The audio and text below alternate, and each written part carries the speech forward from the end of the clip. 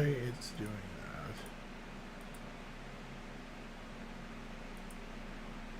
Create our dashboard. Alright. Edit.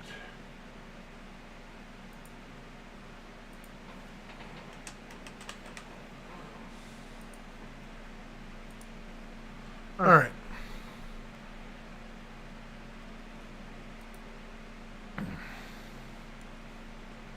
Right.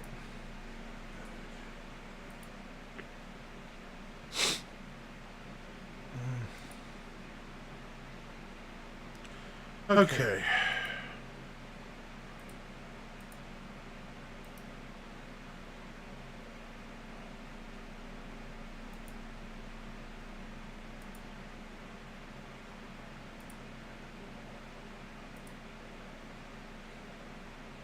Now, this is going to be interesting because I've never done anything like this.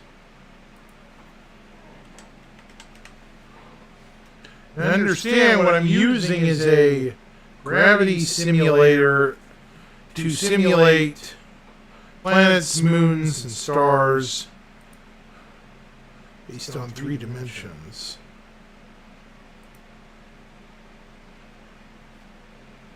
So this is going to be complicated, so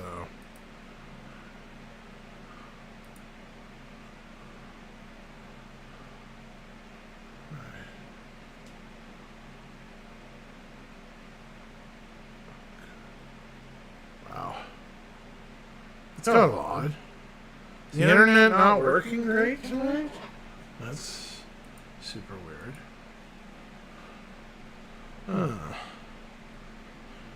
Kind of looks like Rum or whatever channel that is having difficulties tonight. Oops, 404. That's not good. Darn it. Try again. It's being a bud. Great.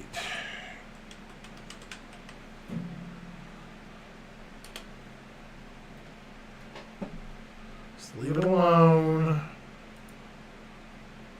Just leave it alone. Alright.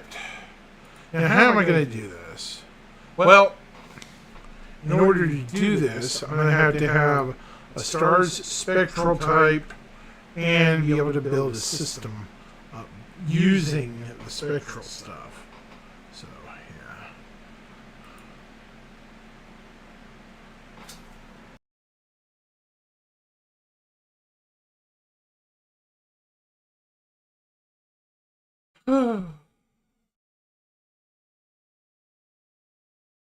Again, huh? Let's see what's going on. It's muted.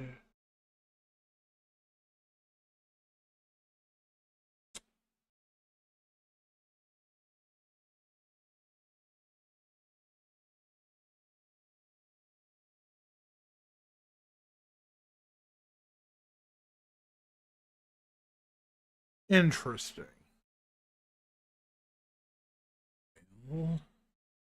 Okay, what's with the delay? What's with the delay? Something's up with that.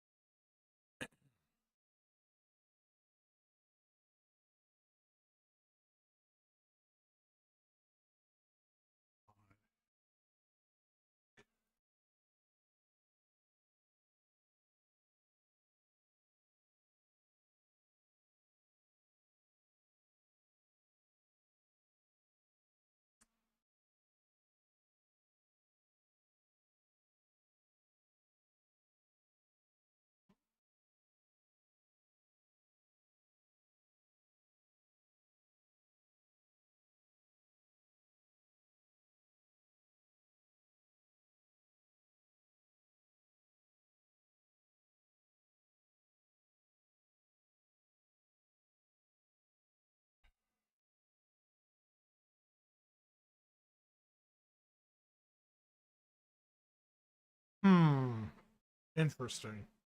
It isn't.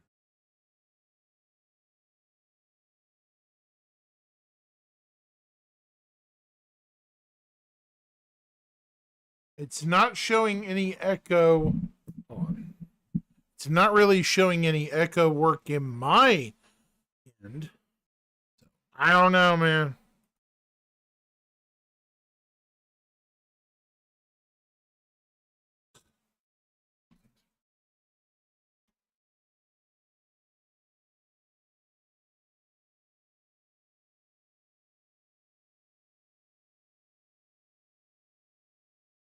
Okay, let's see. Getting kind of annoyed at this.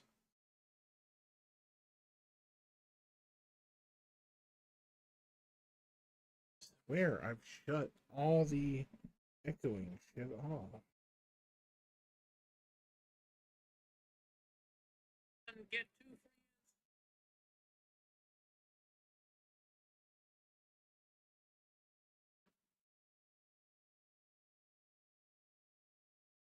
I don't know if you're trying to be funny or sarcastic, so sure.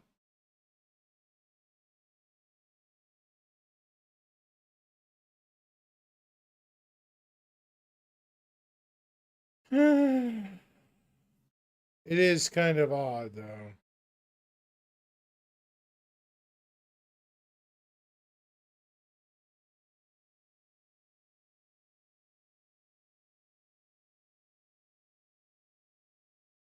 I wonder.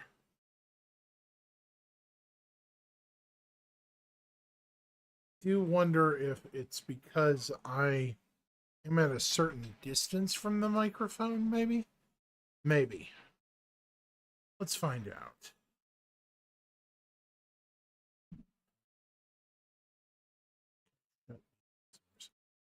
So, where is the item?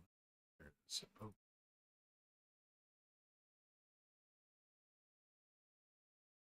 Now then, what we're going to do is we're going to pull up this program.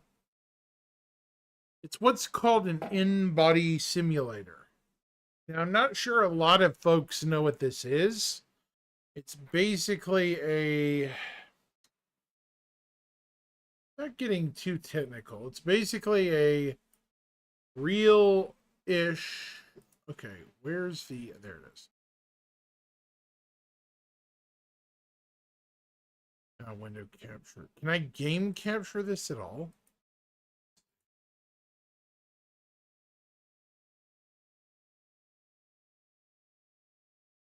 There it is. Okay. This is an in-body simulation of Earth's solar system. We have the Sun, Mercury, Venus, all the other planets, and so forth. This is actually bound by Newtonian physics. Sure, Star Citizen operates with several things that are not in Newtonian physics, but there are still some things that are bound by it. So, if we hit the play button here, you can see that planets move around their orbits. Now, in terms of Star Citizen, everything in this solar system that we know of, all the way out to the outermost planet, is going to be a known object. Probably everything, clear out to Sedna. But out here near Neptune, if I can get it, little history lesson in location, folks. See, here's Neptune. Where we are, we're pretty far from the sun. In fact, if we remove orbits, this is a 2-scale representation of our solar system. This is Earth, and here's the small, tiny sun way over here. Neptune is barely illuminated by the distant sun.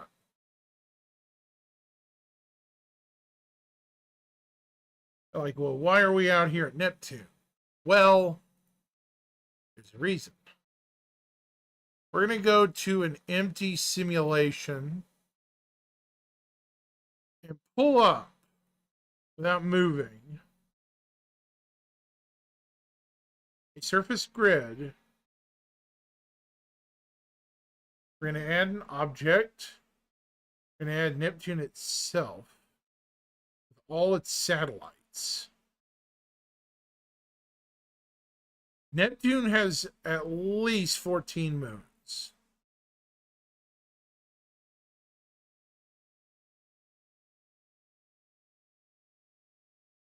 The color scheme, by the way, for Neptune is way off here.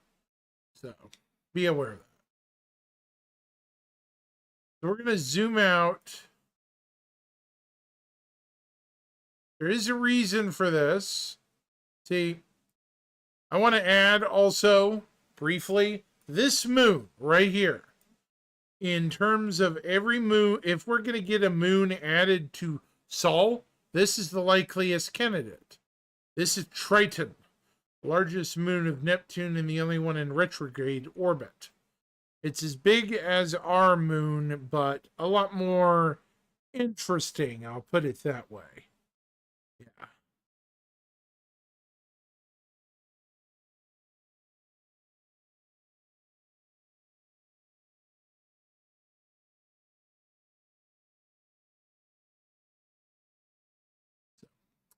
That's not the moon we're here to see. Triton is not why we're here. We're here to see a moon where the start of our interstellar journey began with good old oh god, what is his name? Nick Croshaw. You're like, you may have heard Paul's podcast, talking about an area of space near Neptune called the Neso Triangle. You're like, well, where is that? Well, here he is. This is Neso, the outermost moon of Neptune. This tiny, poorly described rock in the middle of nowhere. This is Neso. Now, I have no idea where the quantum marker, the jump gate, will be for Croshaw in Sol, but if I'm a betting man, it's going to be somewhere near this object, or at least its orbit. Hence why it's called the Neso Triangle. So if we know that, a little bit of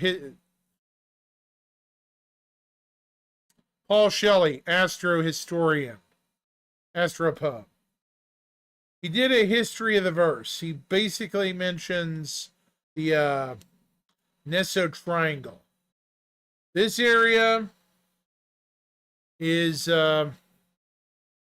pretty much, this object is basically in its vicinity, or maybe its orbit, is where the jump point to Croshaw is.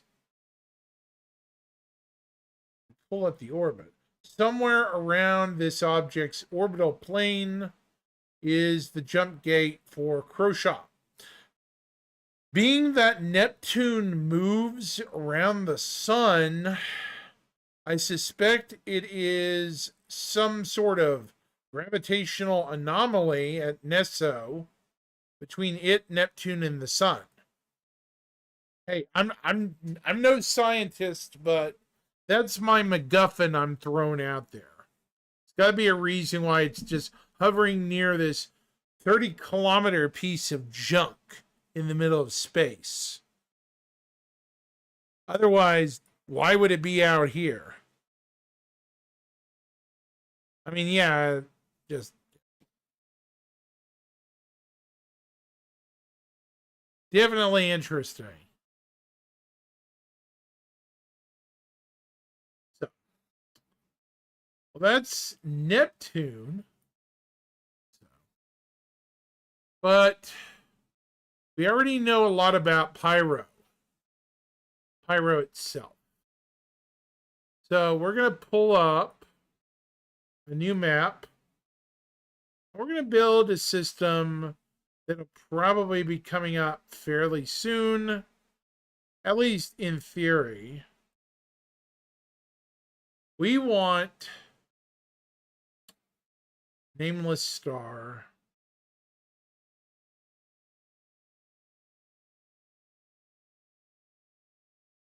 Just want a random main sequence star.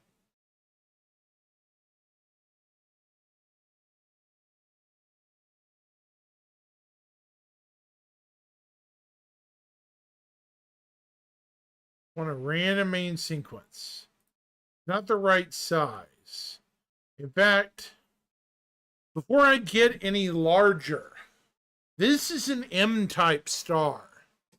People are like, well, why wasn't Pyro? Why didn't Pyro stay the same type of star it was supposed to? Well, folks, let me show you something. This is Pyro as it was meant to be. Around 90 times Jupiter's mass. This is an M-type star. The original Pyro. What we would have had they not reassessed the system. So, let's see. How long and dark is it out at, let's see, Pyro 3. We want Pyro 3. We want Pyro 3. Bloom. Orbital period. We're going to call it 530 days around this star. So, we're going to pull up the habitable zone. This is why they did not put an Earth-like planet. We're just going to use a random Rocky.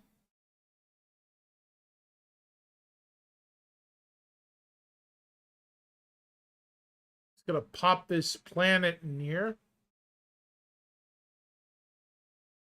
We're going to call this Pyro 3. Now, it doesn't look like Pyro 3, but just relax. I can change it. Doesn't look like much of anything. You'll see.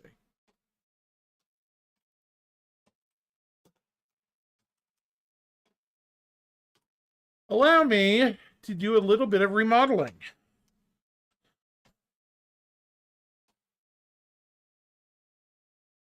Rotational, okay, we want an orbital period of 530 days. 530.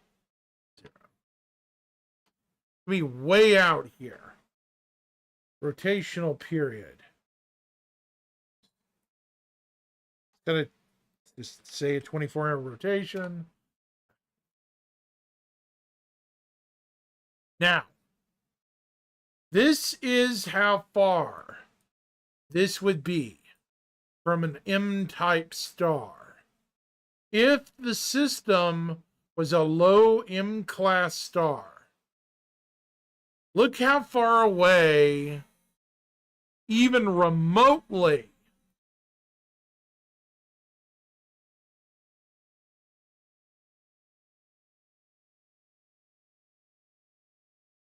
hey, Luna. I'm giving them I'm just showing off. I'm just showing off, Luna, how come an M-type star would not have worked for Pyro. Look at this. This is a standard M-type star in a 530-day orbit. Now, we could go bigger. Just change the name to Pyro. And up the mass.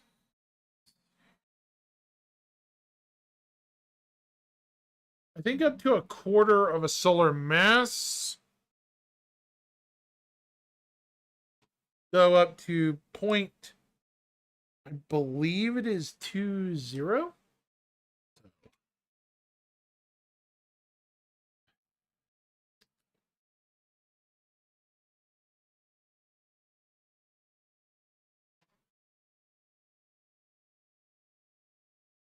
So, right. How old is the star?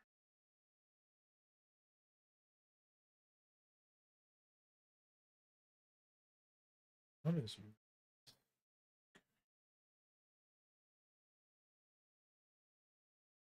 Oh, yeah, we're going to have to alter the orbit. It's in a full circular orbit. Yeah, that's also why. Okay, so this is 530 days. Oh, shoot.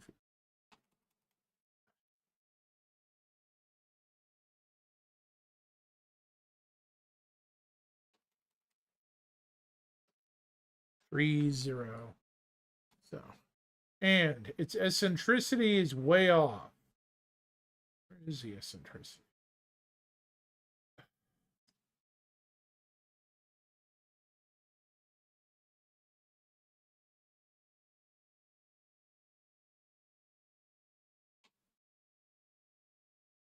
So if it's perfectly circular, day of 530 days. So,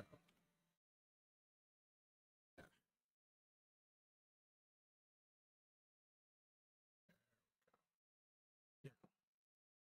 Pyro is now a low-end M-type star. Oh, and look, it has the flares. Chat, see? Flares.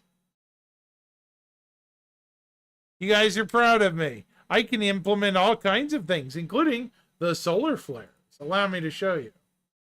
The solar bursts, they do exist here.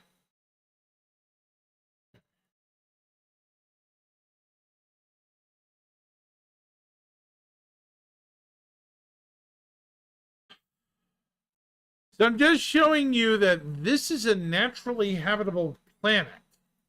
Pyro itself is supposed to be a K-type star. This is M, a low M-type star. So, is it getting brighter or no?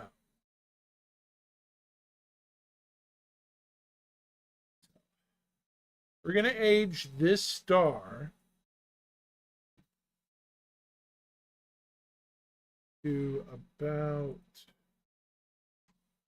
900 million years.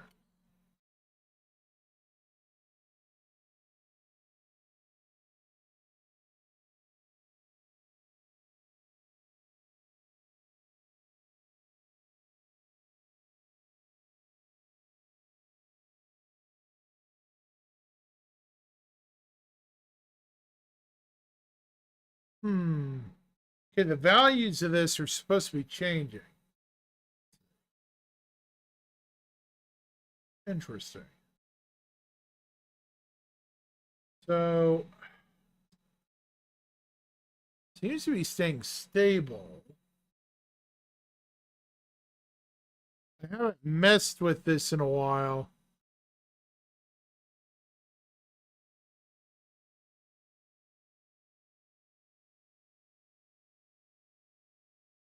So yeah, this is a standard M-type star.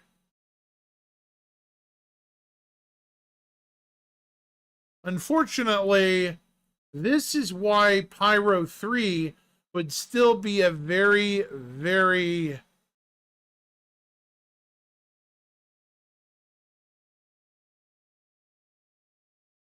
Okay, I'm going to slow this down. Do you see kind of why a M-type star wouldn't work, chat? This is why. We're going to slow down the time scale to about 25 seconds per second. This is Pyro 3. If it were in a solar system orbiting Pyro's original concept of a M-type star, look how faint Pyro would be in a 530-day orbit for Bloom. This is Bloom right here. Bloom is pitch black and dark. Also, the planetary temperature is very cold.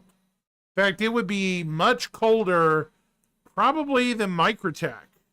You guys think Microtech would be cold? this planet would be absolutely abysmally cold. It's just crazy.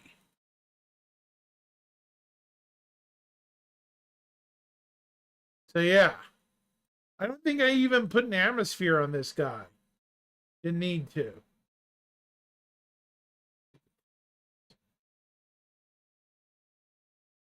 See what it's saying in Celsius. It's about 80 degrees, so it's staying fairly warm, but it's not super, super cold. Super, super hot. Is there any ice on its surface?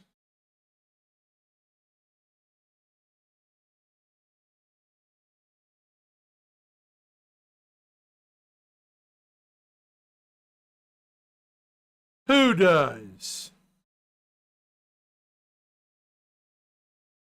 I'm not.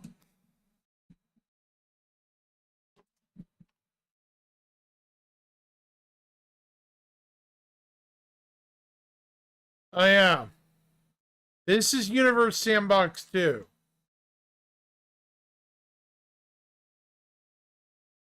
You know, I'll take that as an actual compliment instead of an insult, considering I actually do have quite a bit of knowledge of astronomy. So, no worries. Thank you.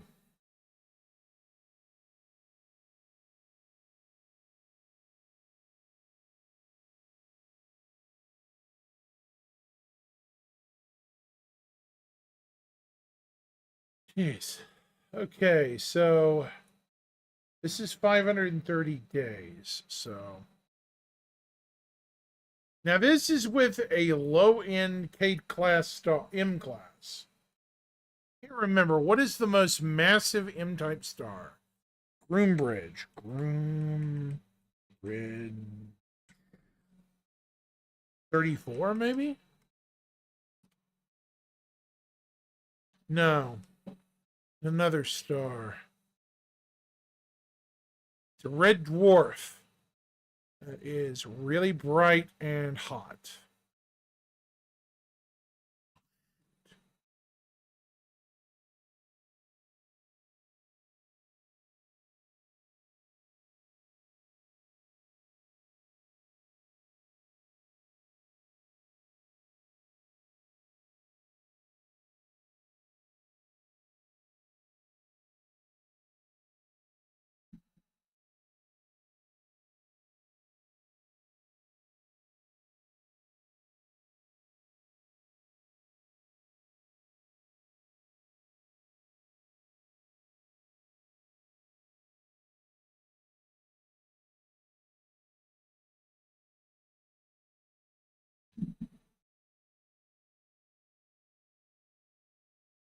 Okay.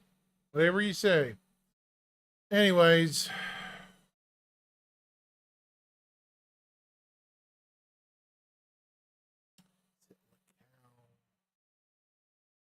It's this. No, it's not this star.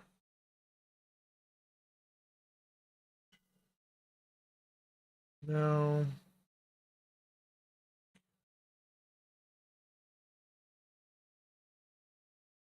Really bright star. That's not it. It's a high-end M-type star.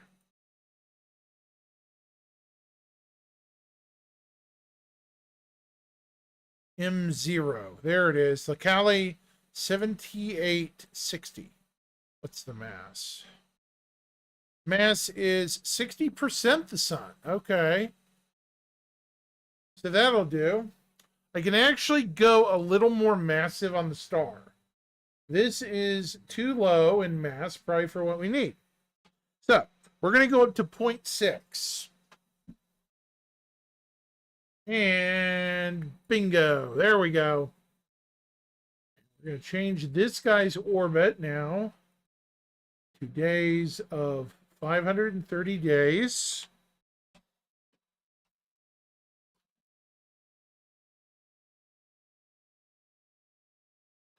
Thank God we don't have orbits right now. It'd be a pain in the ass.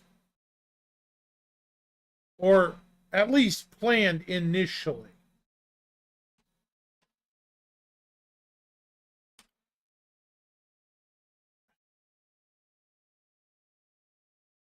No worries, it takes practice.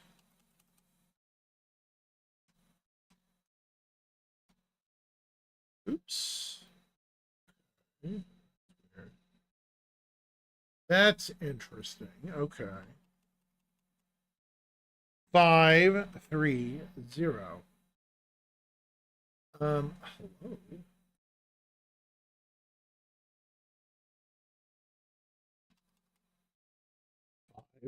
530.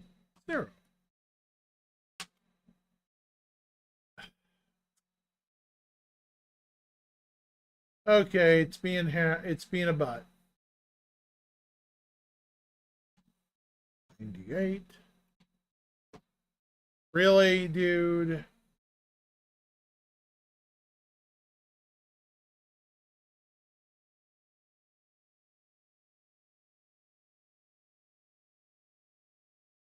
Gotcha.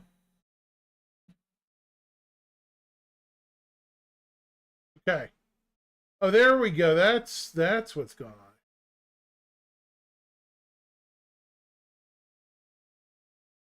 There we go. Okay.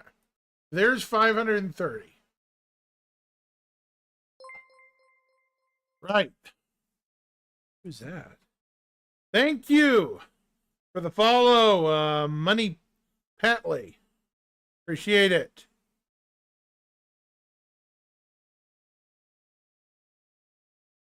Anyways, doing a bit of an experiment here. Let's see. This star should heat up. It's too cold. Temperature is too cold.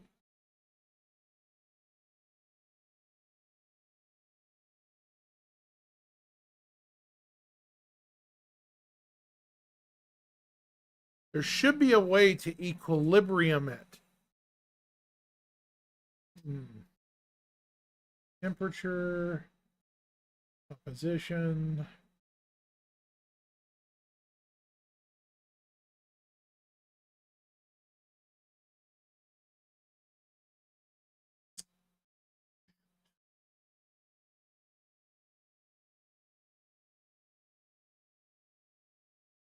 I think I messed up.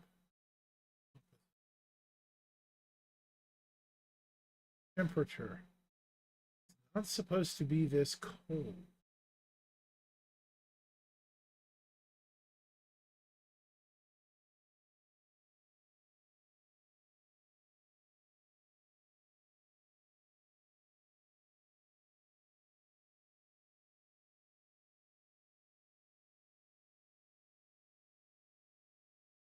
Okay. So what's going on here? Even this game can be somewhat difficult to understand, yeah, somewhat difficult. See, what I'm trying to do is throw in a certain type of star into this. Basically, what Pyro would have been had they just gone with an M type star. Unfortunately, this star is not working right. I don't know why it's not evolving.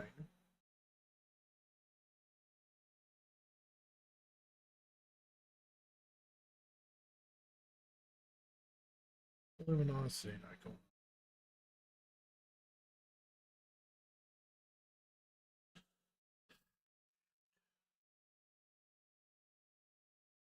Well, crap.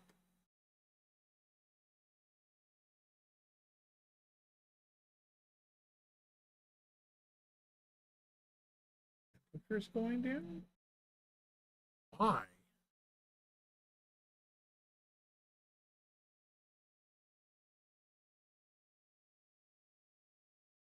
Yeah, the temps. Oh, the star's dying.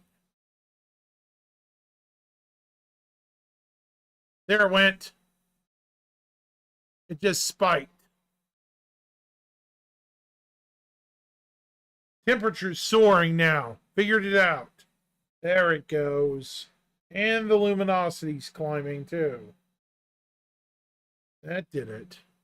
Whatever I just did reversed the trend. I do. No.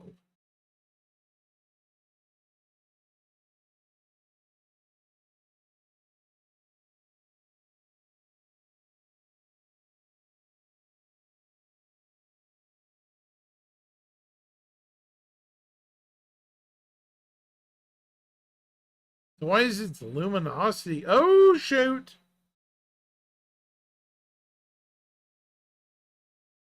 Yeah, it's becoming an evolved star for some reason. Shoot. Yeah. I think I goofed, guys, like grand scale goofed.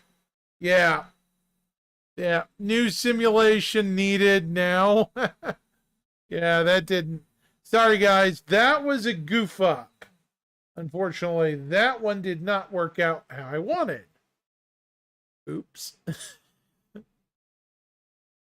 Yeah, that one I put so much mass into it that it evolved all the way to a white dwarf. So, yay, good for me. I actually screwed up. That one was actually too big.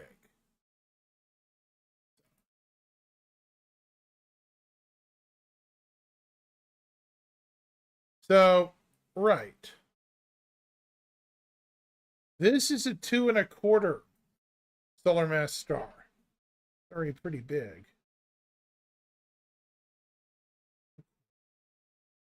How big are K-type stars typically? Up to 75.8? No, point. There we go.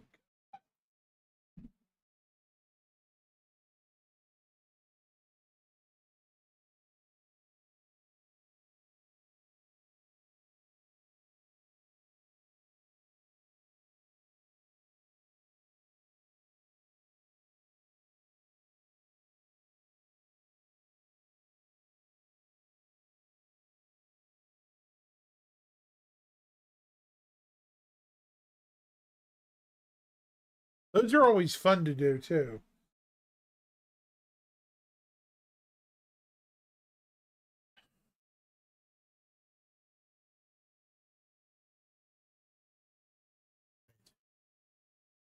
So this star is 0.2 times the luminosity of the sun.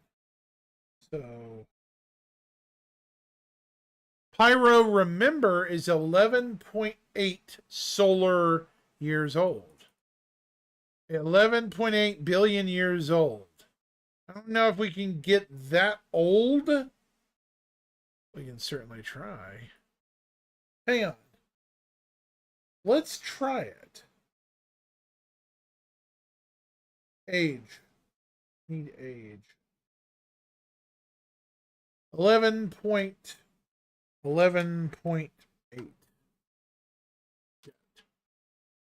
Slow down.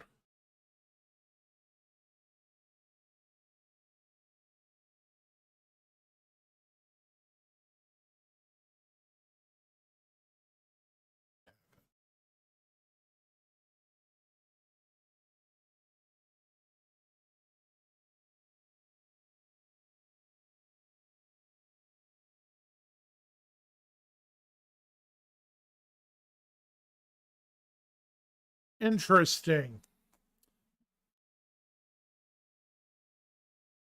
So this is sorta, I guess.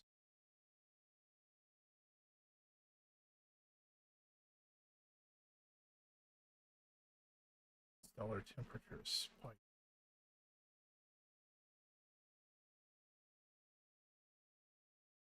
I think this is what Pyro's temperature. How big is the zone? Oh, wow.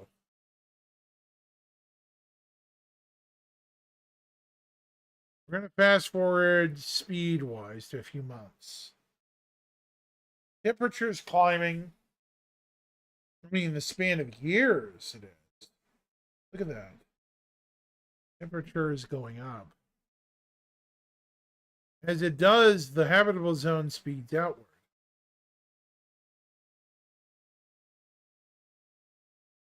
See, this is what's up with larger stars. Pyro is an aging star. It's 11.8 billion years old, and here's the age of Pyro. Look at the temperature. We're going to see where it equalizes at. It's getting hot.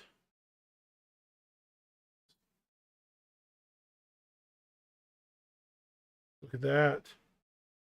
Getting really hot. Really bright, too.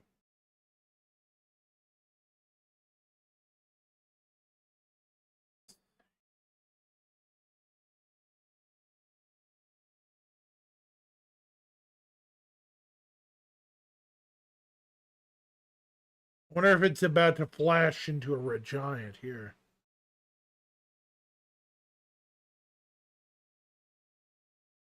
No.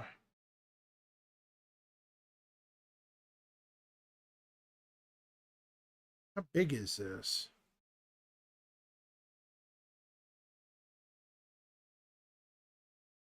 Okay. Kind of looks like this is exactly where Pyro is supposed to be right now. At about this temperature.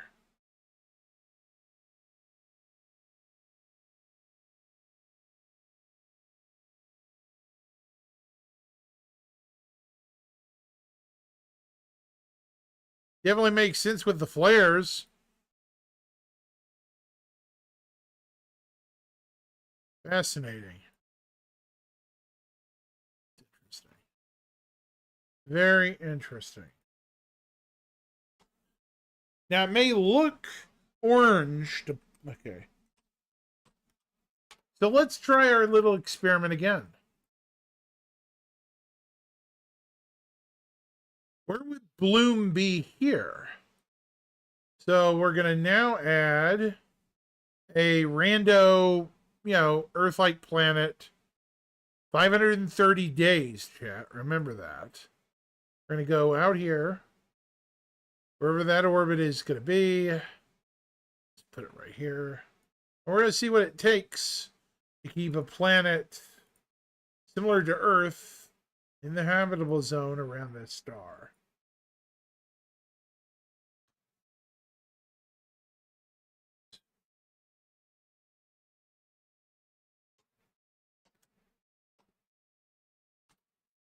Oh, yeah. Perfect. It's kind of sort of still in the habitable zone.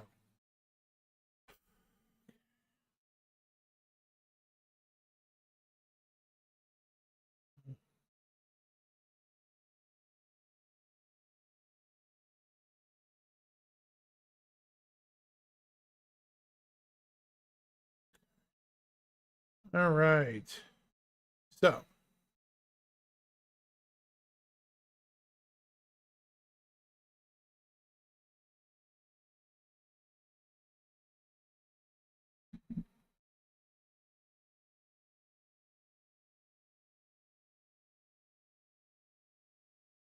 I think it's got like a 19-degree axial tilt.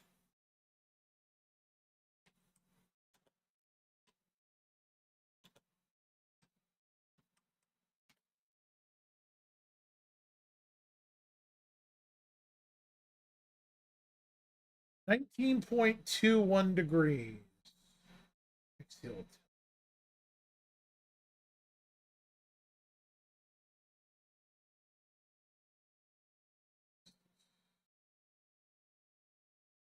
Rotational axis. This.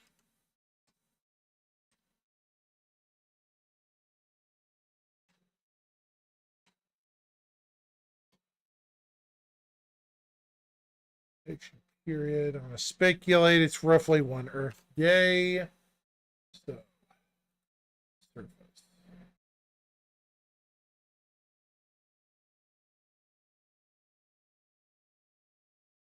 give it a magnetic field, but not a powerful one. Let's face it, it's being bombarded by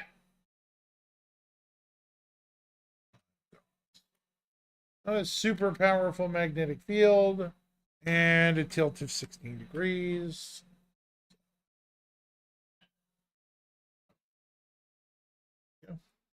Would you look at that, chat? It's in the habitable zone, the outer habitable zone. This is Bloom as it is in the current game. It's exactly where it is supposed to be. That is hilarious. This is where Bloom is supposed to be.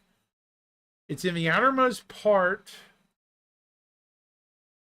So this is, okay, this is not Pyro 3. This is, according to the orbital details and everything else, this is Bloom. And Bloom is in the habitable zone. And it's also lit enough to where you can actually see the star. That's hilarious. Now, unfortunately, this game can't simulate things like, you know, the Lagrange stations and so on and so forth, but it does give you a gist of orbital mechanics in systems like this. This is Bloom's orbit. Just imagine how chaotic Pyro 5's moons and planets are going to be. It's insanity.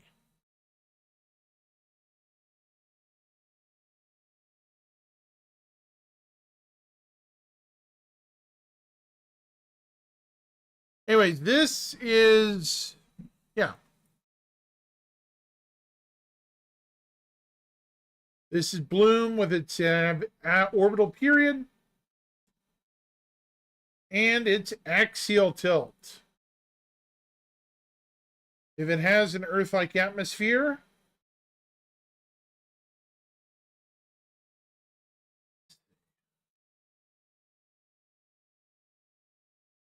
it's running roughly 81 degrees Fahrenheit at the equator, or 27.2 degrees at the equator. Celsius. Not too bad. A little warm, but I don't know. How warm is it in game, guys? How warm is Bloom? Out of curiosity. I haven't been to Bloom in a while myself, so yeah. This is...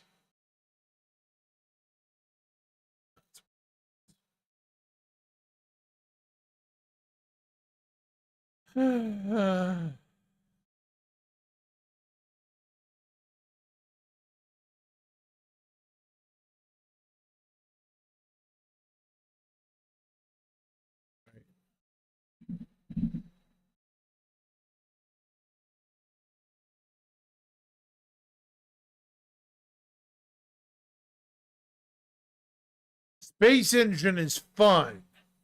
I've messed around with Space Engine as well. It's interesting. It's very CPU heavy. If you think Star Citizen's CPU heavy, if you ain't got the right computer for Space Engine, your computer will just melt.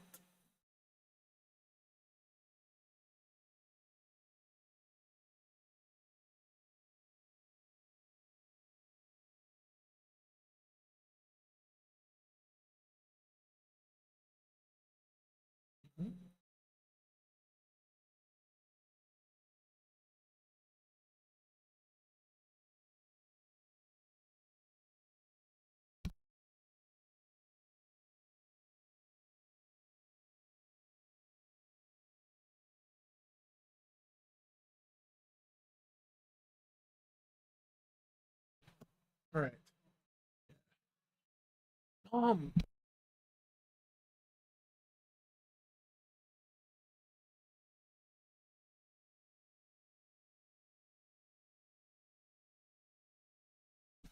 that's enough about Pyro. Let's try a completely different system we know very little about. We're going to try it with a bigger, brighter star. Go with a random known star. We want an F-type star. It's A3. A1. Polaris is a F7. Too big. We want small, but Spica is a B3 type star.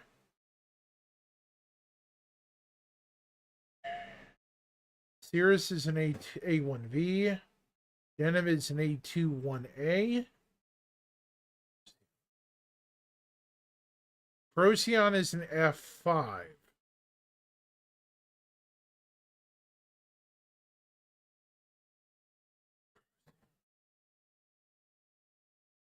It may not be the...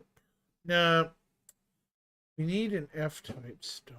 It's going to be 1 point... Let's use the sun and upgrade it.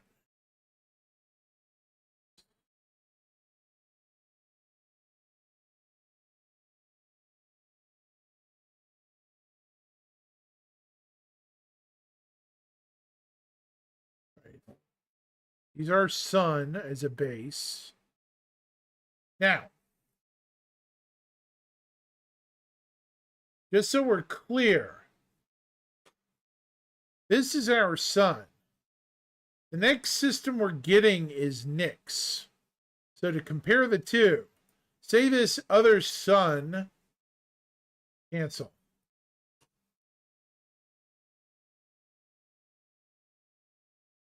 Stop. Say this sun right here is not the sun, but a different star. Let's say this is Nix, the star. It's an F-type star, meaning it's a full spectral class bigger than our sun. This is going to be about a quarter bigger than our sun, roughly. So much. That is how big and bright Nix is compared to our sun. Nix is a much larger, much hotter sun than our sun. This is Nix if it was a F2 type star. It is 1 1/4 solar masses and 2.4 solar radiuses. Truly an enormous star. I mean, this is our sun, which is a giant compared to the Earth.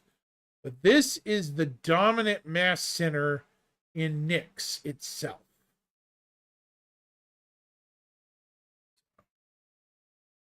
Just an example of how big Nix is. There's a reason why this system is so big. We're now going to build the actual system based on some things I know already about it. We're going to go with a random main sequence star.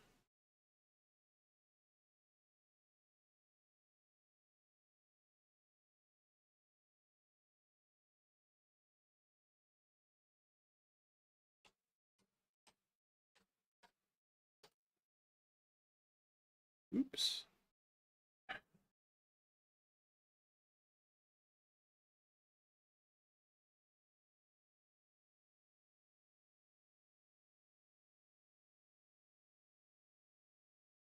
Wrong color.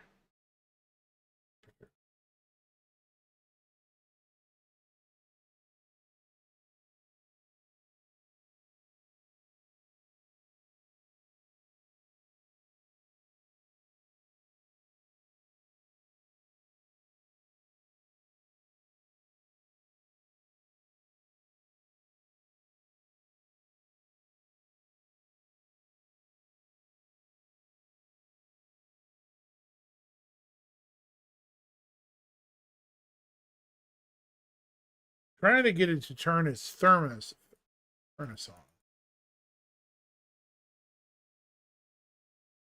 Just age it up a bit.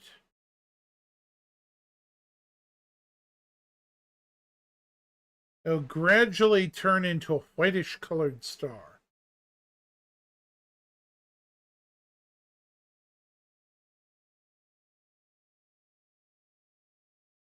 There it goes.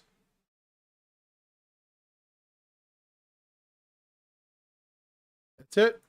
There's Nix, as it should be color-wise and mass-wise. It's amazing to me how large some of these stars are in Star Citizen. Some of them are just massive, even compared to our sun. Our sun is actually, by a lot of standards, a large star. But this is a far larger object. So we're going to go with Nix here.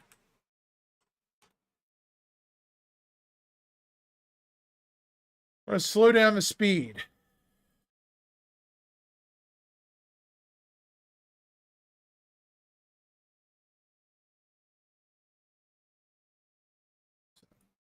You need a grid.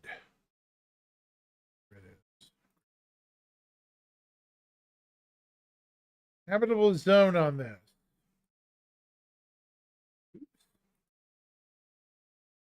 Yeah, the habitable zone on this is enormous. It's all the way out to here. So, right. Alrighty.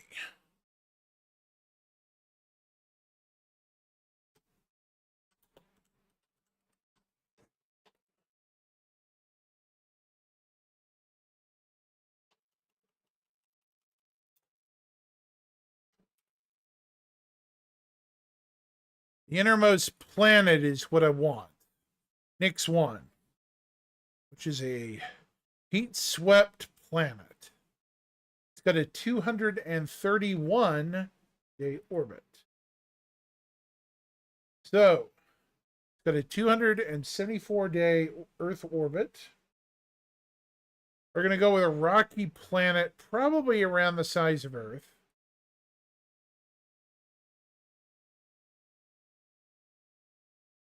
This will be Nix 1.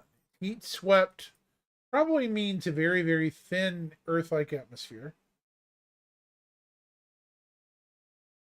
270 orbital period. Right.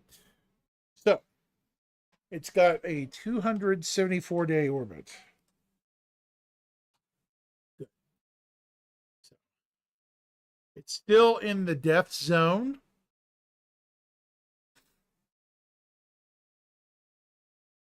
Really? Yeah, no, it's firmly in the red. This is not a habitable planet.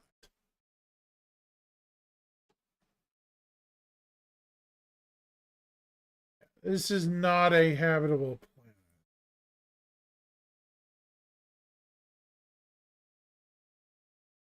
Axial tilt, nothing, nothing. Okay. So, we're going to change the composition on this guy.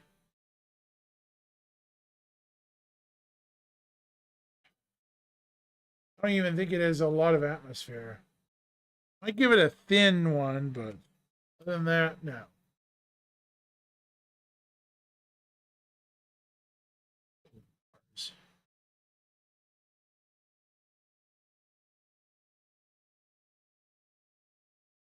What's it got water on it?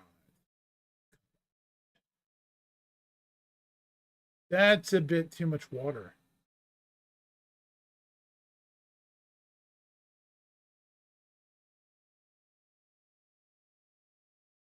Very sterile. Oh, there we go. Hey, now. That looks almost like the picture, chat. Look at that. Doesn't it? That looks almost dead on like the picture. That's absurd. Because I don't know if any of you guys have seen the concept art for Nix 1 from space. But hang on just a second.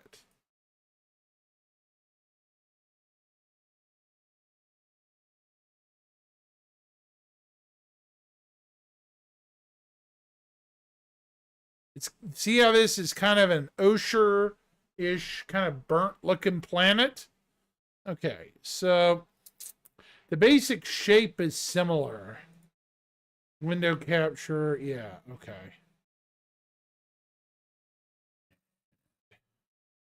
Close this. See how similar they look? That's with minimal effort, folks. Although I can make it even closer.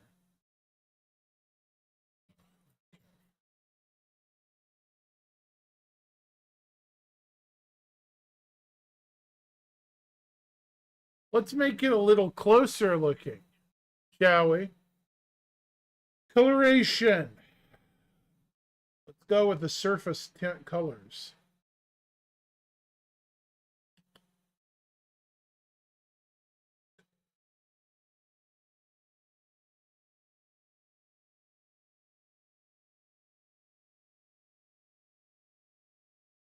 Should be a way to change the coloration. There used to be a way to actually color it out.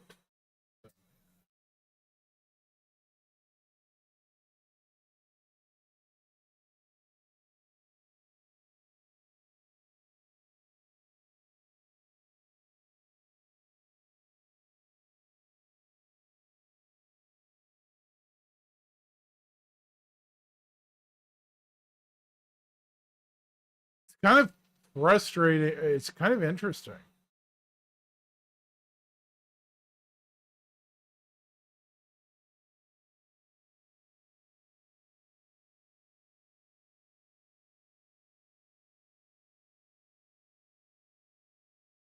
It's also a very heat swept world. So the temperature right now is 384 degrees Fahrenheit. And in Celsius, it's 100 and some odd. It's about 150 degrees Celsius on this planet. So, what little water there's here, this is very little water on this planet. This is Nix 1. And yes, it doesn't look like our planet Nix from our system, but it is pretty close. The idea is close. It's a heat swept world. The description's close, is what I'm trying to say. Look at the temperature, chat. Enormously hot. Baking in an eternal sun.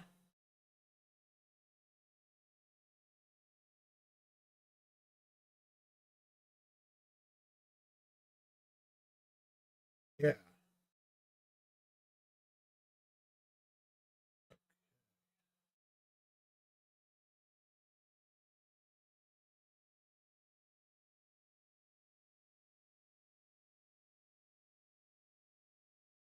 Sulfur dioxide.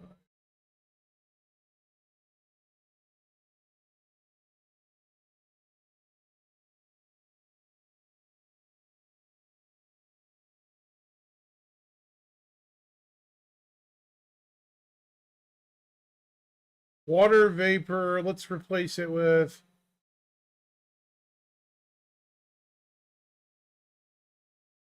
sulfur dioxide.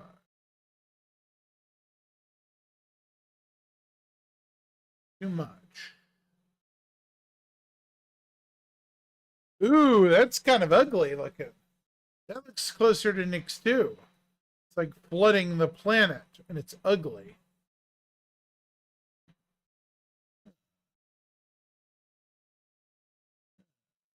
Interesting. Sulfur dioxide.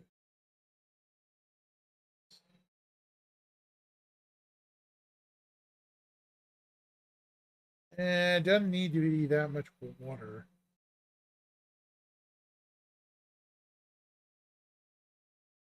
Definitely an ugly, dead looking planet.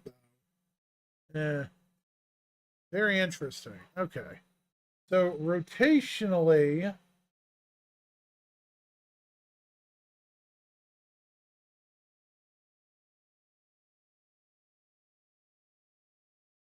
Oh, no way. Something this close to the star would be.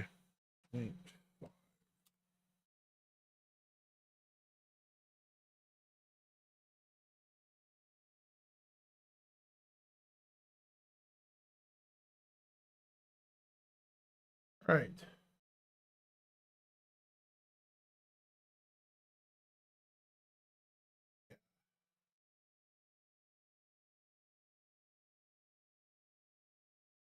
Now, if only I could get the colors right on this planet, it would look just right. But, you can't have everything, folks.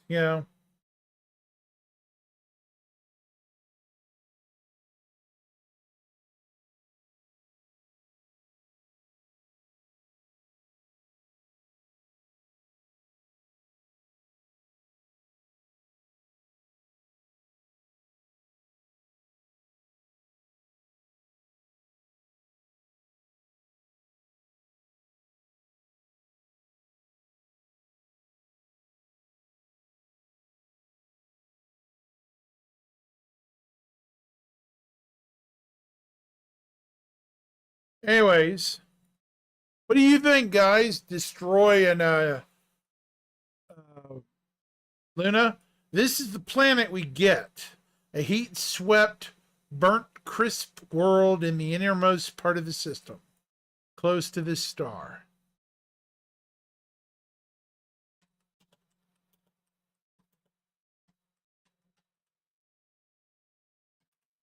This is what Nix 1 probably will be like. Not sure about the sulfur dioxide atmosphere. We'll have to wait and see. But yeah. The color scheme is off. I will say that. Oops. Did something happen? That's weird. What happened? That's odd.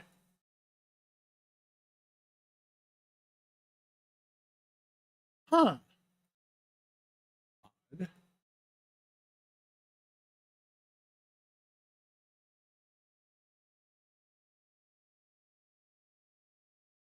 Well, something happened. Okay.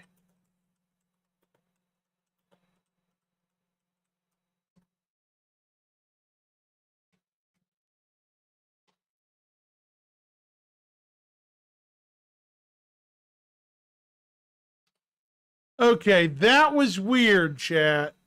I mean, all of a sudden my everything just went blip. I don't even know what happened. That was so weird.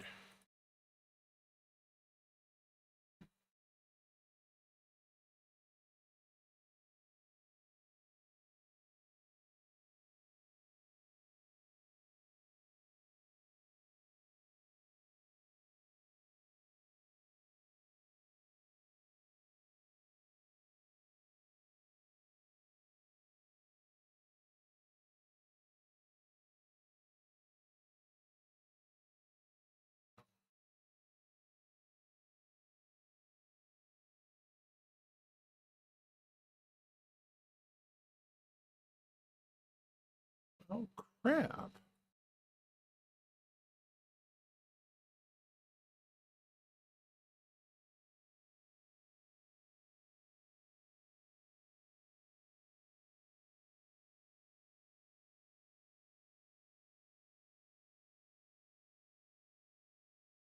Okay, continuing on from Nix 1. We have the Nix planet to try to design. Nix 2. This one's a little more straightforward. It's technically in the inner part of the habitable zone, so I would think somewhere just outside the orbit of Nix 1. Nix 2 does not have a current. It's technically teetering in the inner edge of the green band. It's a yellowish Venusian looking planet. So it's a smog planet. the best thing I can do with that to showcase that is basically as a substitute, I can throw in a well-known hotbox planet that looks exactly like it should. A very hot planet.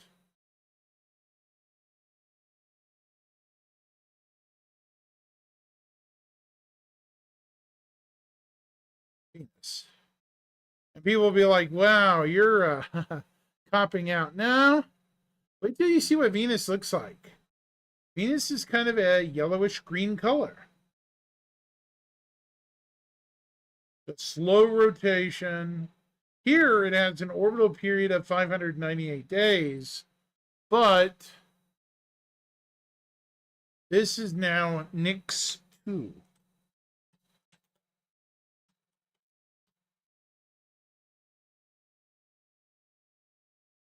Its mass is going to go up a little bit.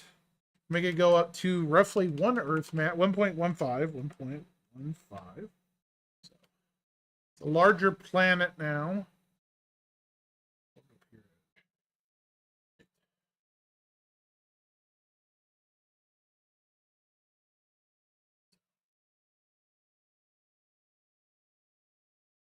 I tilt the orbit. Where'd the rest of it go?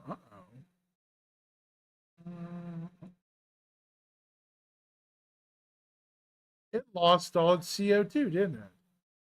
Good. Hydrogen vapor went away. That's strange. I didn't want water on it.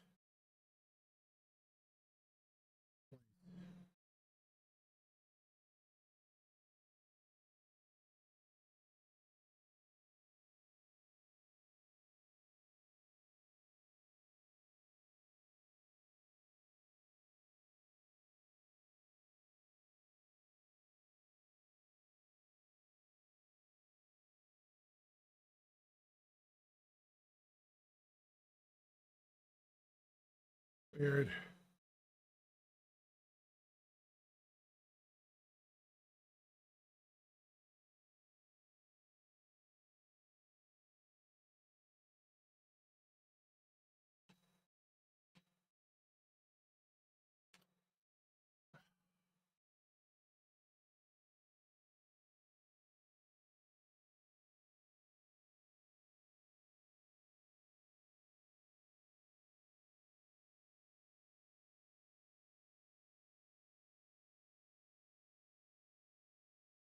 Dang it.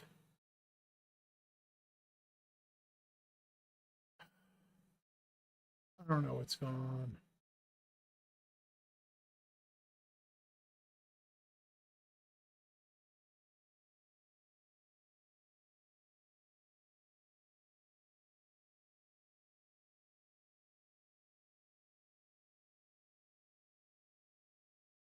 Right.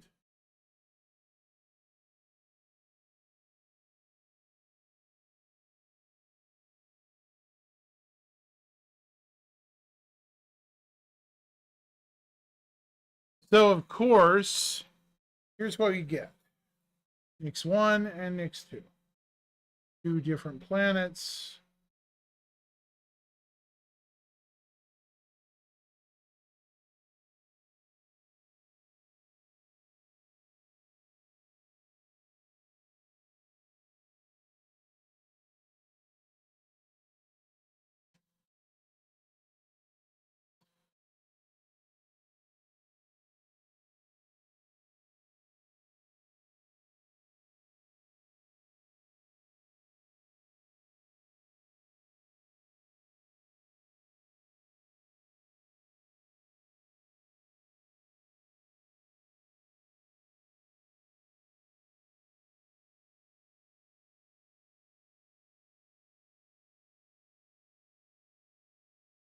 Perfect. Did I lose everybody or something? I must have had some sort of weird disconnect, folks. Can anyone hear me in chat? Something really weird happened. I don't know what.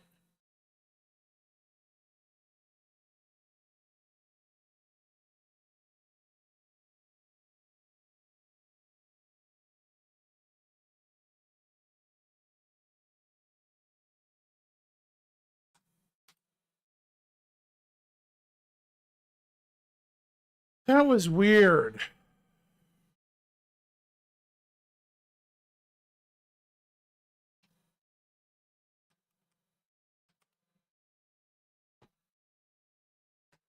Mm-hmm.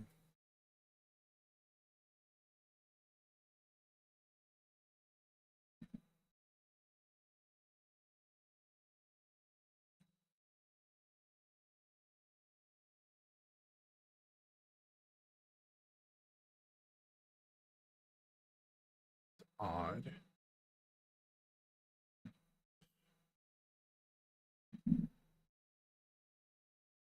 Super weird.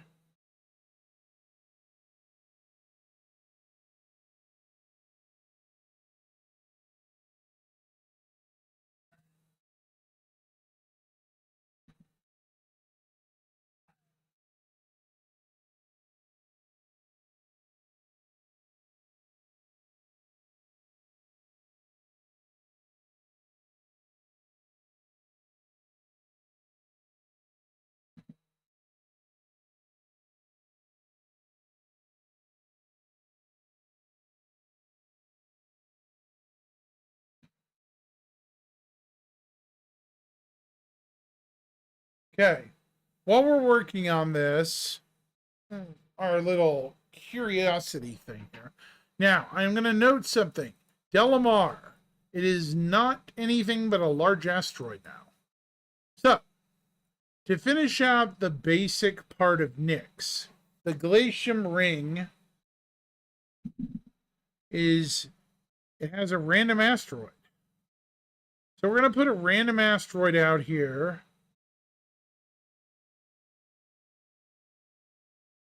At 8 AU.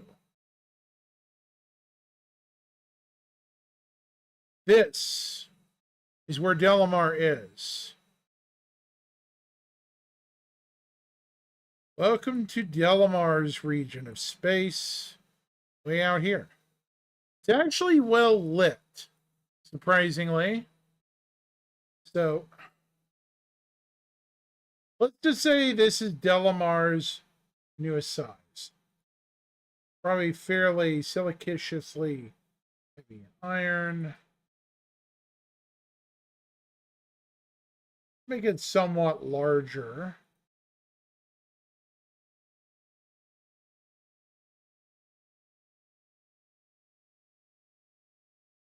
Delamar.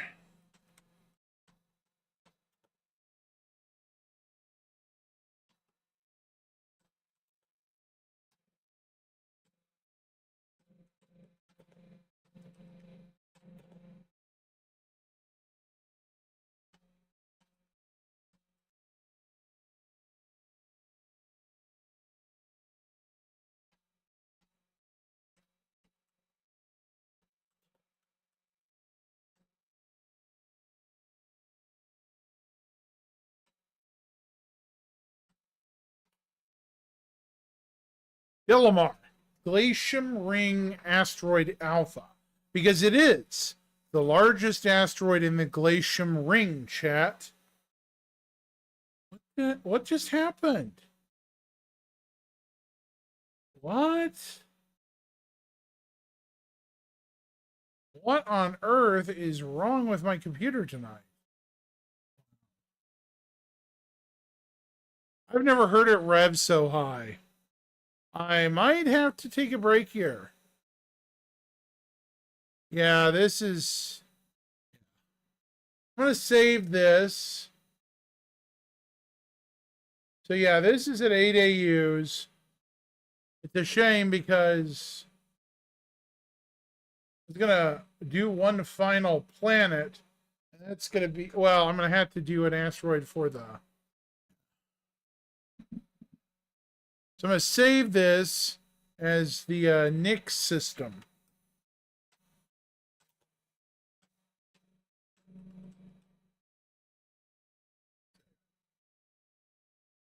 close this.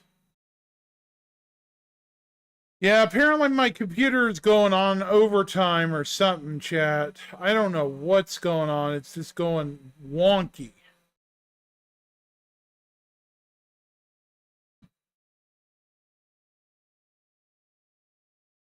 Absolutely ridiculous.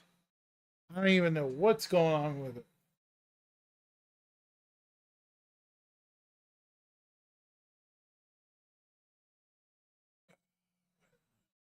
Thank God I got out of that.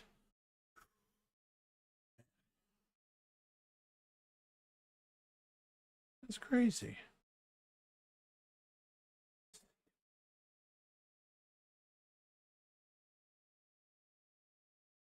How is it?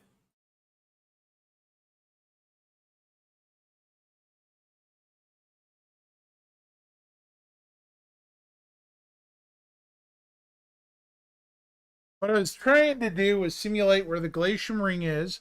It's at 8 AUs. And then at the edge of the system is the Keeger belt.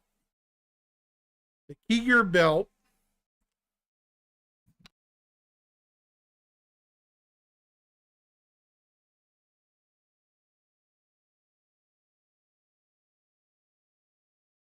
is roughly at 11.2 astronomical units.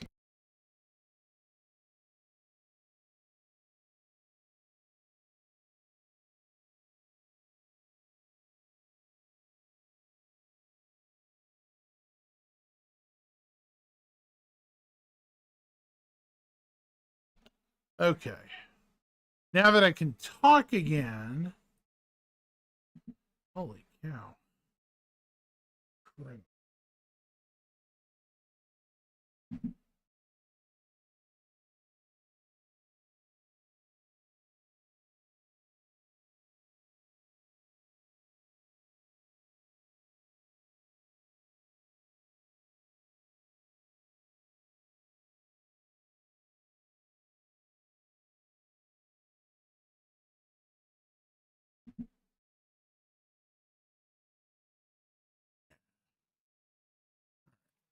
Yeah. All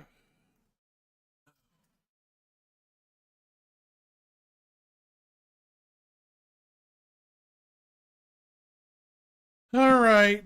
Yeah, it was definitely weird. Have you really been following me? I don't know.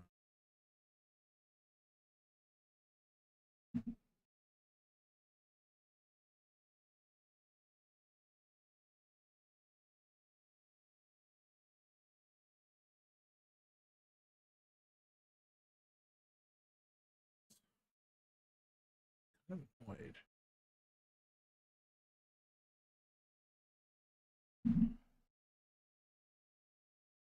I mean, my stream was busy up until a few minutes ago, and then it just. What's the deal? I don't care.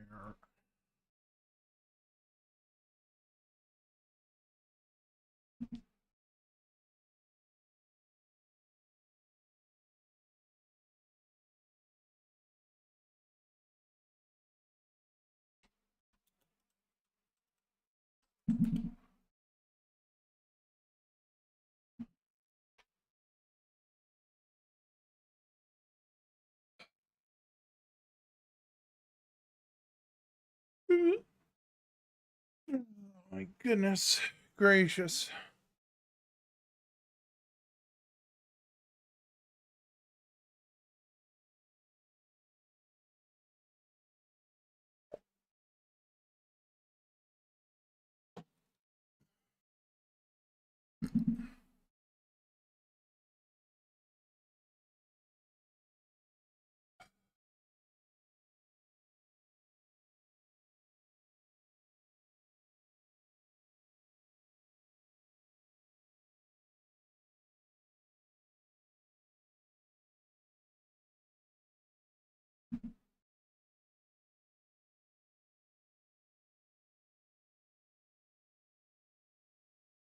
All right.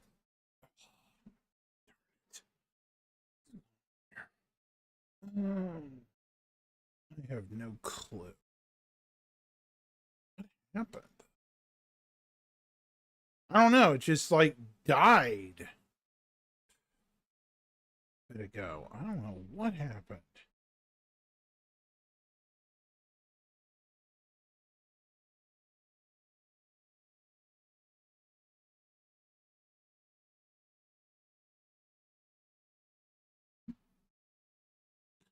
Super weird.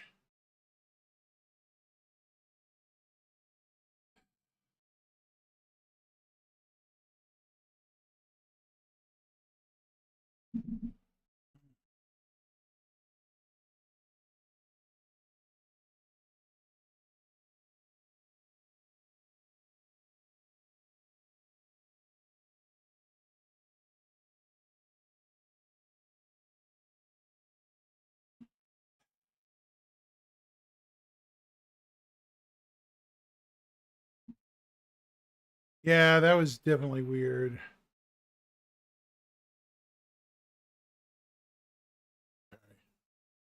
For some reason, my stream like cut out earlier tonight.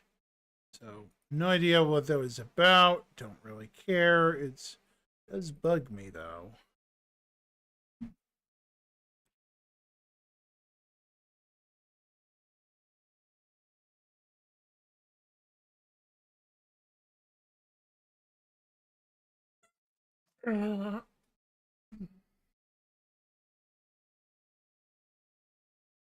By the way, if I can borrow some fine people and citizens, please.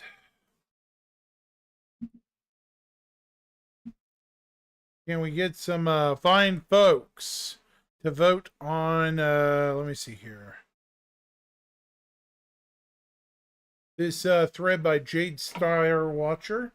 Can we please get Lore Maker's community questions on the Spectrum Dispatch series drop down menu? I agree with this.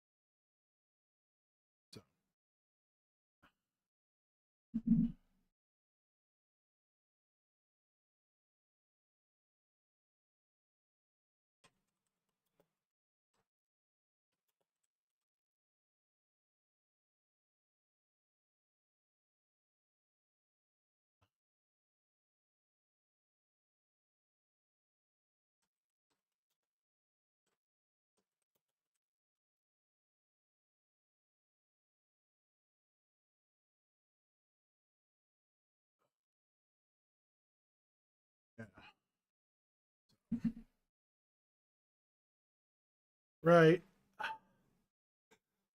Holy cow.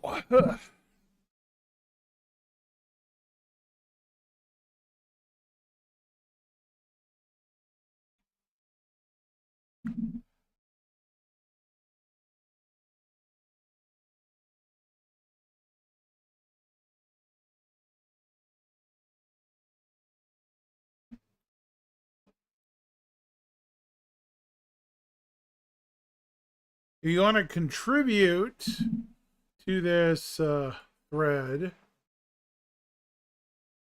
allow me to share.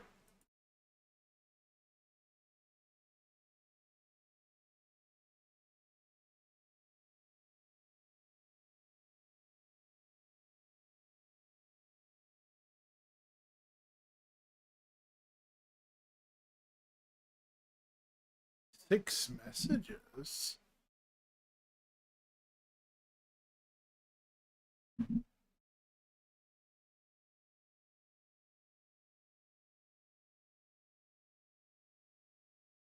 What? Easter. What's going on here?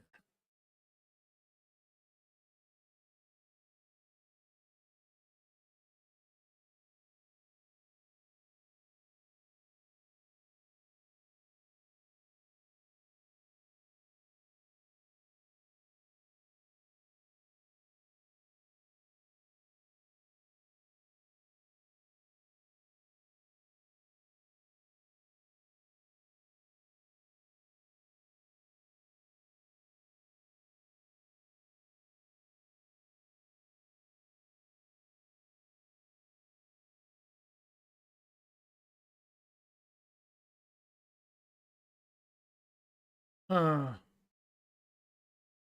okay.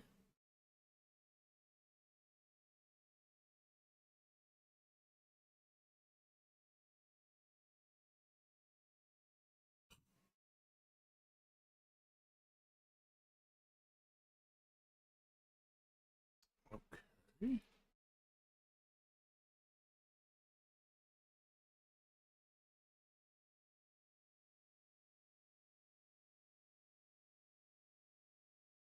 Hmm.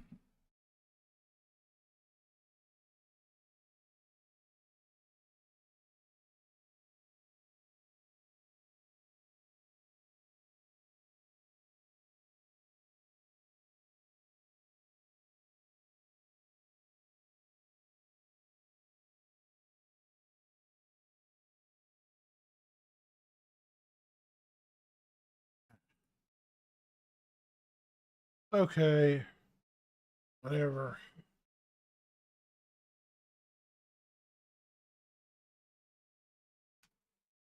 Oh.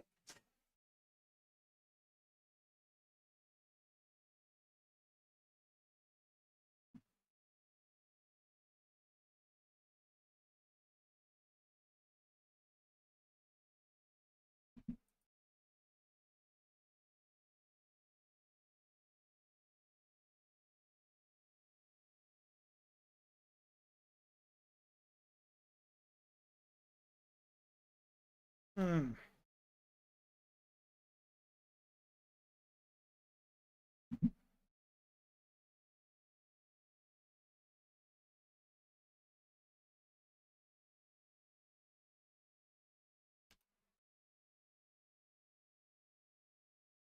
Hmm.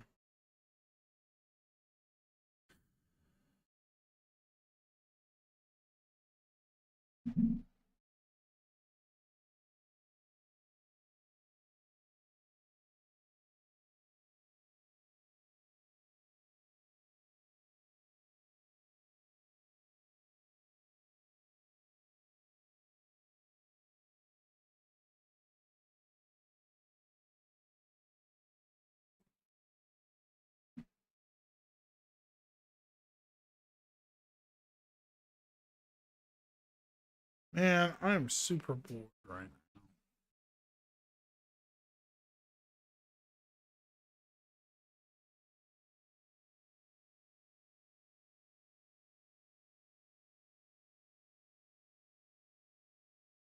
But go.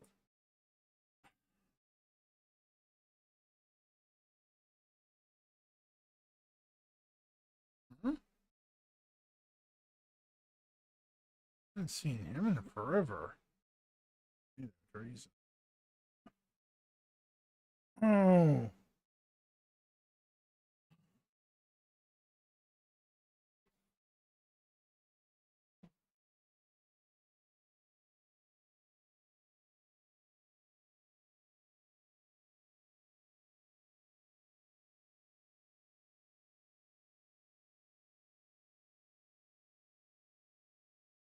Uh,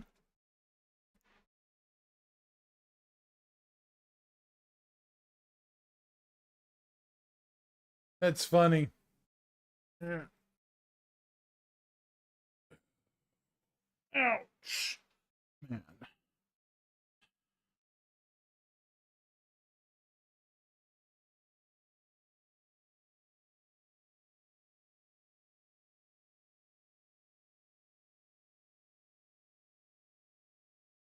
I'm gonna get some water and be back, folks.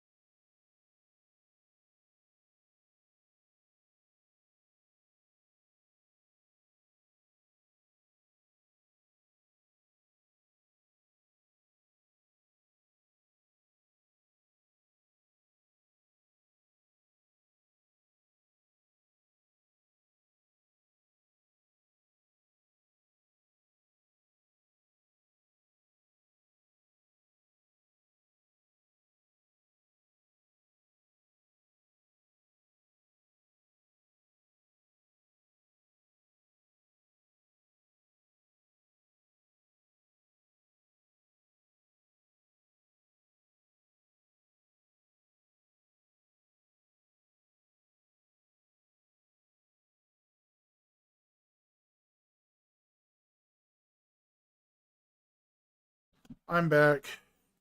Back again, chat. Okay. Sorry about that.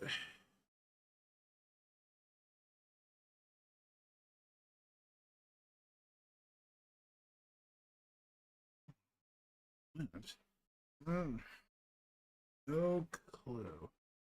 What? That's kind of odd. Oh.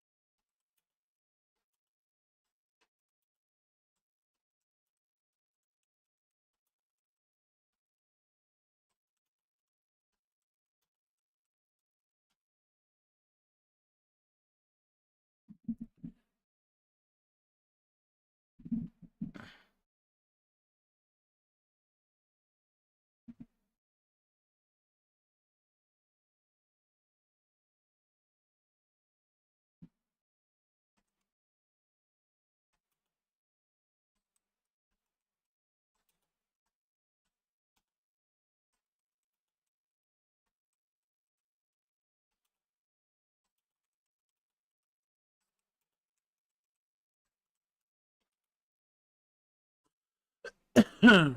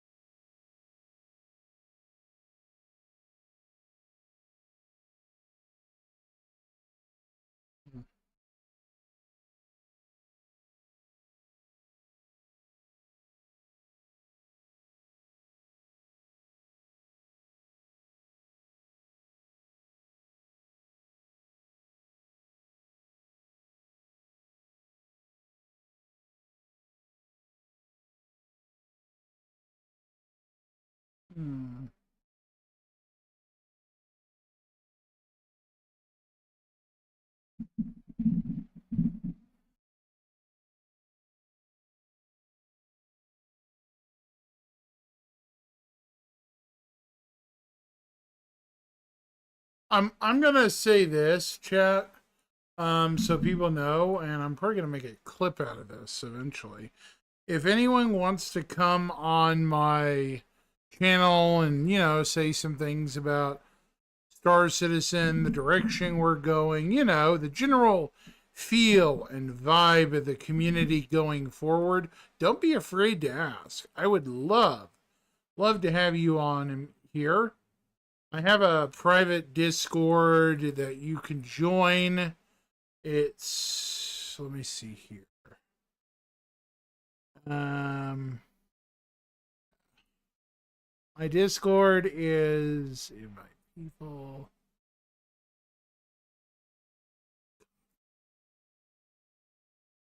Let's see.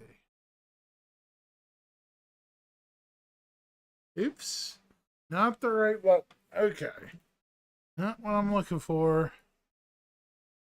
Yeah.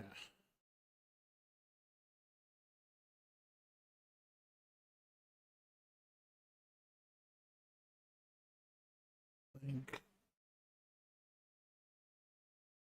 Anyone's interested, feel free. Oops. There it is.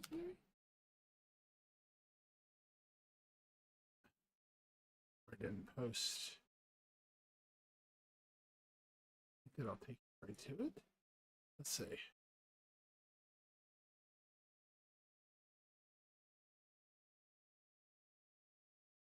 Oh, that's the wrong one.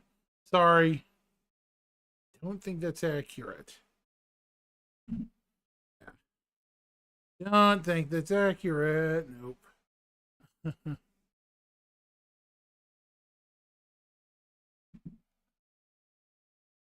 See. Actually, I think it's somewhere else. Yeah. Either way, uh, yeah.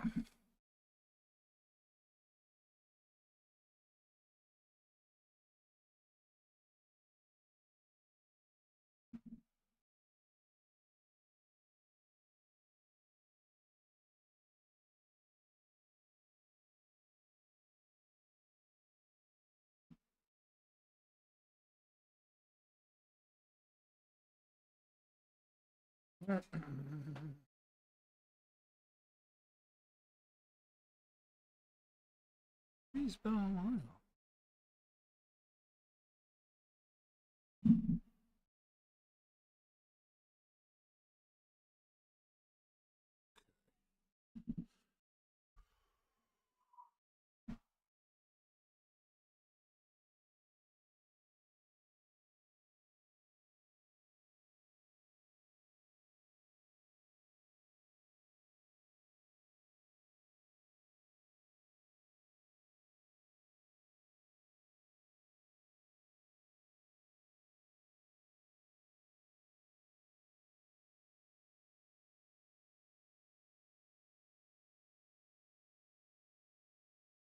Huh.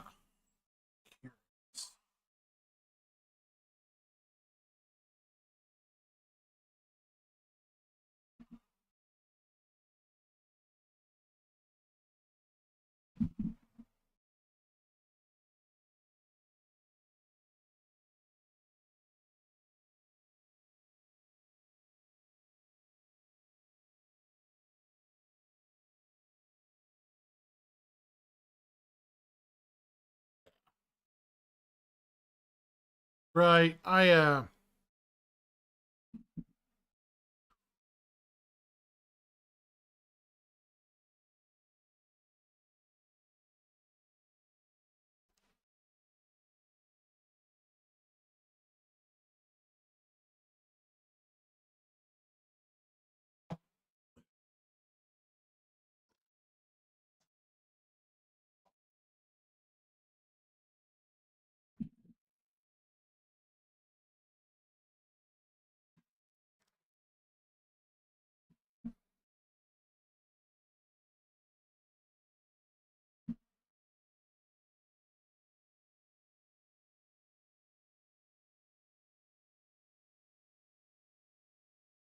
Huh. Trying to figure out who I could.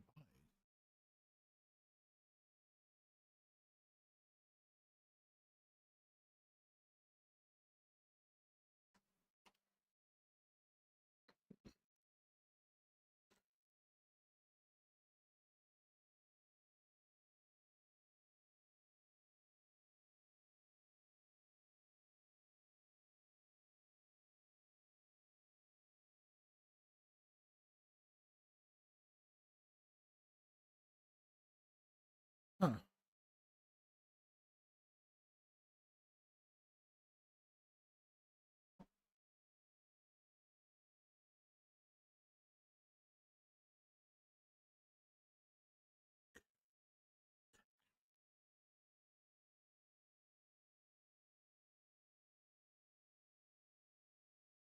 Yeah, dude, I'm not interested. No thanks.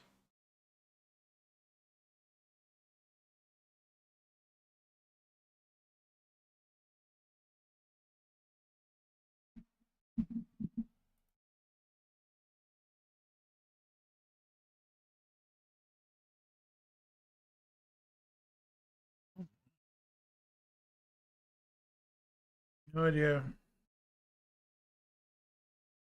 Definitely seems kind of sort of dead. Let's find out.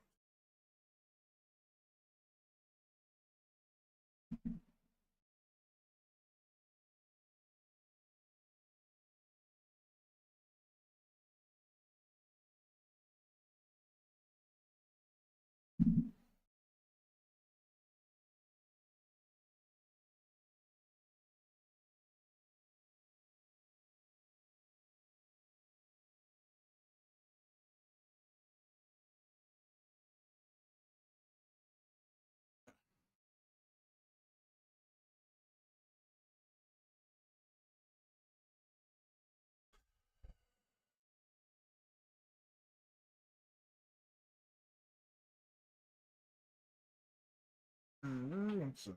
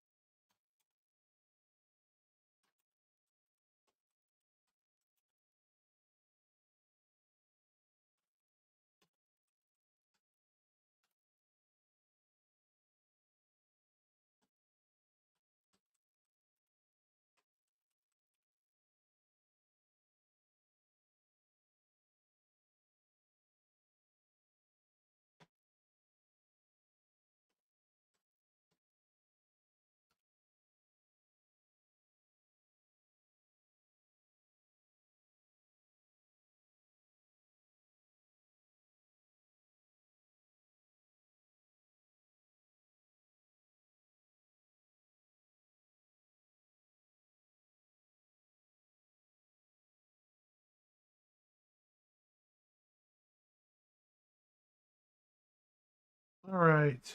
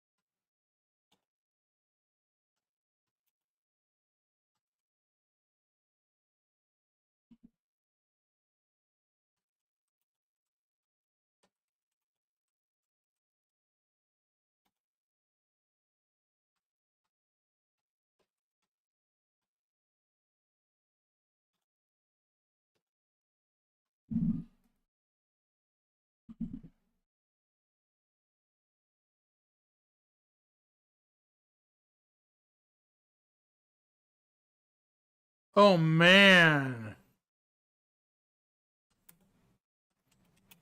Yeah.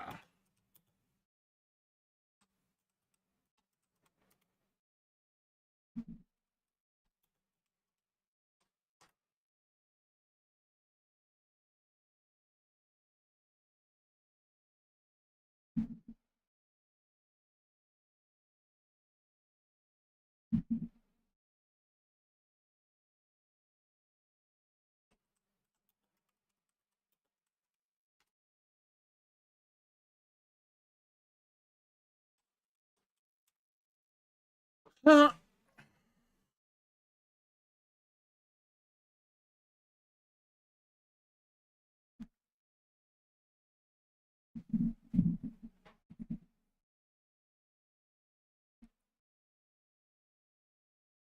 Mm.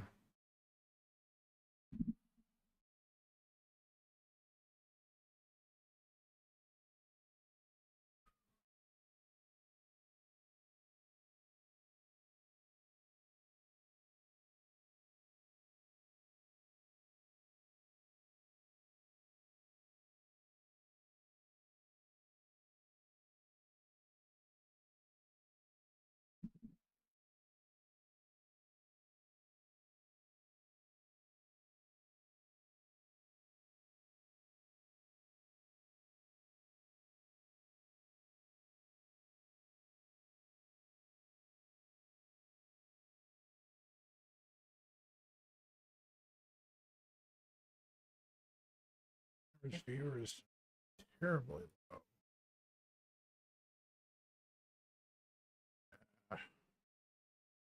This-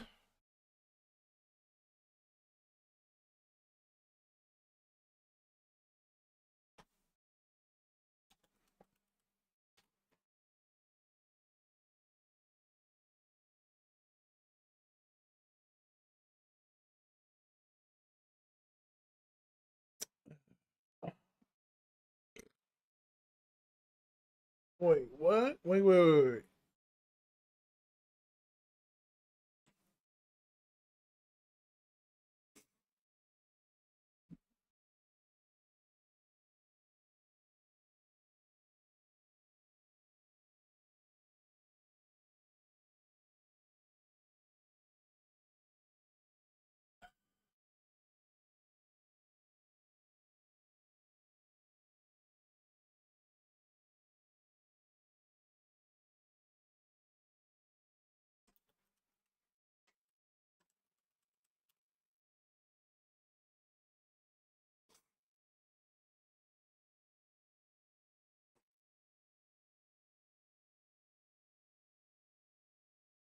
Mm.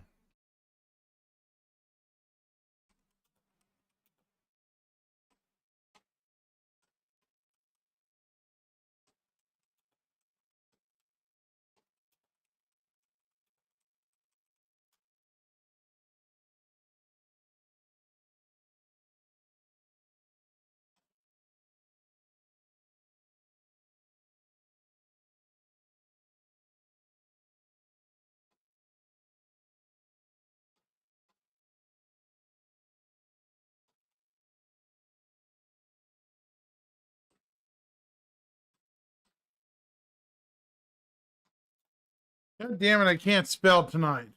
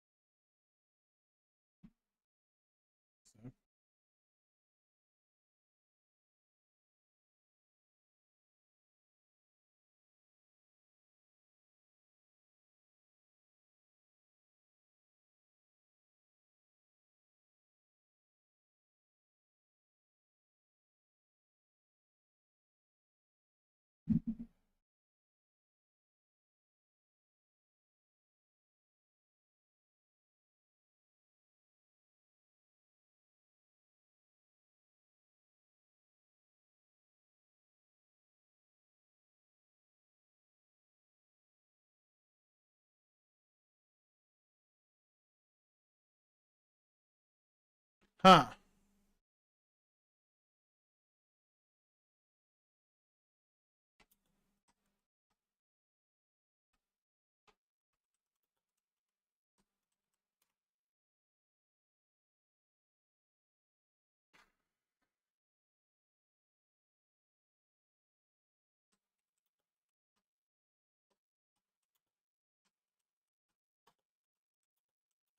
Hey, man.